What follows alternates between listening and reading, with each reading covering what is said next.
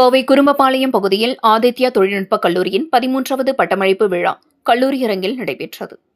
ஆதித்யா கல்வி குழுமங்களின் தலைவர் பொறியாளர் சுகுமாரன் தலைமையில் நடைபெற்ற விழாவில் சிறப்பு விருந்தினராக சிஏஇஎல் நிறுவனத்தின் தலைமை டிஜிட்டல் அதிகாரி நெல்சன் குழந்தைராஜ் கலந்து கொண்டு பொறியியல் பட்டம் முடித்த மாணவர்களுக்கு பட்டம் மற்றும் சான்றிதழ்களை வழங்கி பாராட்டினார்.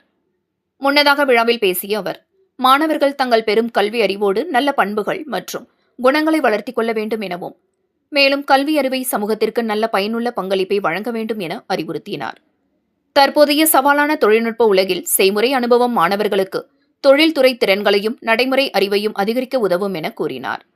அதோடு ஆதித்யா கல்லூரியில் வழங்கப்படும் பல்வேறு தொழில்நுட்பம் சார்ந்த பயிற்சிகளை சரியான முறையில் பயன்படுத்திக் கொள்ள வேண்டும் என அவர் தெரிவித்தார்.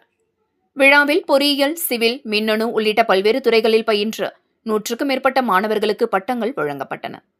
விழாவில் ஆதித்யா கல்வி நிறுவனங்களின் நிர்வாக அரங்காவலர்கள் பிரவீன்குமார், ஸ்ரீநிதி பிரவீன்குமார், இயக்குநர் ஜோசப் வினிதனிக்கல், முதல்வர் டாக்டர் திருமலை, டீன் ராஜேந்திரன் ஆகியோர் கலந்து கொண்டனர். மின்னணு மற்றும் தொடர்பியல் பொறியியல் துறை தலைவர் டாக்டர் ஸ்ரீதேவி, அறிவியல் மற்றும் பொறியியல் துறை தலைவர் தீபா ஆகியோர் இந்த நிகழ்வை ஒருங்கிணைத்தனர். மற்றும் இந்த நிகழ்ச்சியில் பல்வேறு துறை தலைவர்கள், பேராசிரியர்கள், ஊழியர்கள், பெற்றோர்கள், மாணவர்கள் என பலரும் கலந்து கொண்டனர்.